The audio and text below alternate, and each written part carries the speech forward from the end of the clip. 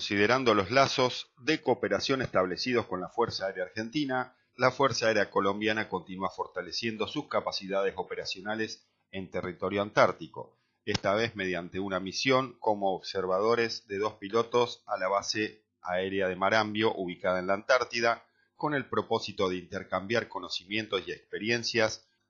con las tripulaciones del equipo C-130 Hércules de la Fuerza Aérea Argentina. Esta misión de observación contribuirá a la preparación de tripulaciones de la FAC, permitiendo ampliar la capacidad para el despliegue de operaciones aéreas en otro tipo de zonas y pistas de aterrizajes en el territorio antártico.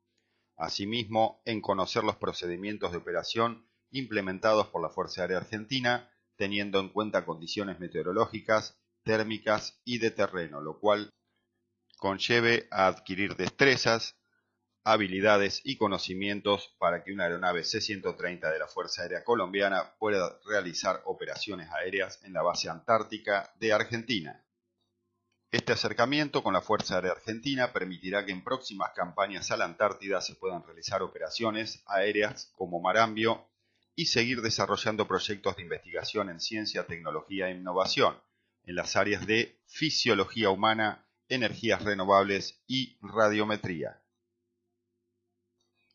La Fuerza Aérea Colombiana continúa trabajando en el fortalecimiento de capacidades, dada la importancia que tiene la Antártida, desde los enfoques de los programas estratégicos de investigación científica y operacionales, que permita construir logros a favor de la humanidad, la ciencia y la protección del medio ambiente.